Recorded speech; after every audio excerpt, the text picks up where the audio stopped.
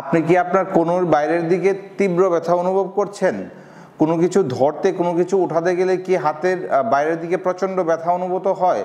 কাপড় কাচতে গেলে কি হাতের বাইরের দিকে প্রচণ্ড ব্যথা অনুভূত হয়? তাহলে হতে পারে আপনি টেনিস এলবোতে আক্রান্ত। সো আজকের এই ভিডিওতে আমি কথা বলবো টেনিস এলবো নিয়ে। আসসালামু আলাইকুম, আমি Imtiaz Ahmed, UK registered physiotherapist. Tennis elbow বা ল্যাটারাল ইপিকন্ডাইলাইটিস হচ্ছে হাতের কবজির অতিরিক্ত ব্যবহারের ফলে কোণের বাইরের দিকে টেন্ডনের প্রদাহ বা ইনফ্লামেশন। এটি সাধারণত টেনিস খেলোয়াড়দের হয়ে থাকে।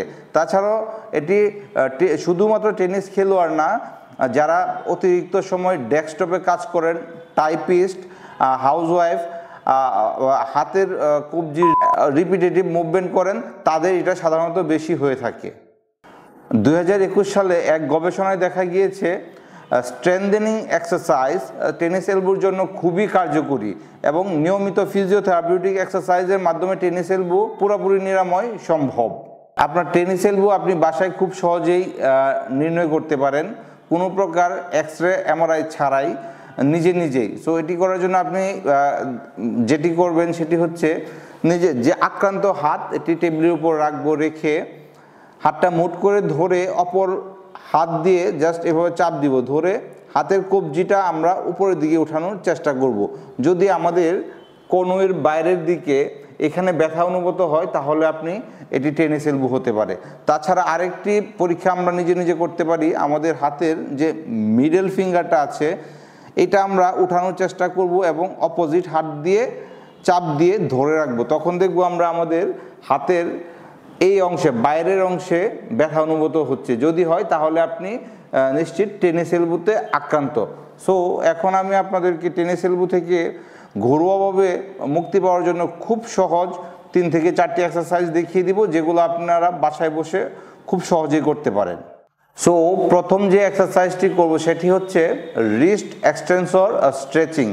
এই কাজটি করার জন্য আমরা আমাদের যে হাতে ব্যথা এই হাতটি এভাবে সোজা করে ধরবো, ধরে আমাদের পাম হাতের তালুটা নিচের দিকে থাকবে, হ্যাঁ, ধরে তারপরে অপোজিট হাত দিয়ে এইভাবে একটু স্ট্রেচ করব, টেনে ধরে 30 সেকেন্ড হোল্ড করব এবং ছেড়ে দিলাম। এইভাবে এই কাজটা 3 রিপিটেশন মানে 3 বেলা করব।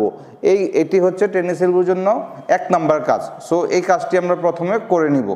তারপর দ্বিতীয় যে কাজটি আছে সেটি হচ্ছে eccentric strengthening exercise of the hands. So এটি করার জন্য আমরা যেটা করব, 1 থেকে 2 কেজি ওজনের একটা ডাম্বেল নিব, এভাবে একটা টাওয়েল ফোল্ড করে, অথবা আমরা টেবিলের বাইরের প্রান্তে হাতটা এভাবে রেখে নিতে পারি।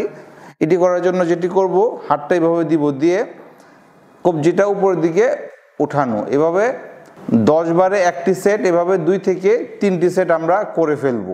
2টি এক্সারসাইজ করার পরে আমরা যে কাজটি করব সেটি হচ্ছে আমাদের যে অংশে ব্যথার স্থানটিকে জাস্ট আমরা এটাকে বলি ডিটিএফএম, ডিপ ট্রান্সভার্স ফ্রিকশন ম্যাসেজ। এটাকে আমরা হাতে ধরে জাস্ট একটু ডিপলি এভাবে ফ্রিকশন করব, যেইখানে ব্যথা আমরা হাতে ধরে পালপেট করব, করে এটাকে ডিপ ট্রান্সভার্স ফ্রিকশন ম্যাসেজ, এটা 2 থেকে 3 মিনিট কন্টিনিউয়াসলি করব।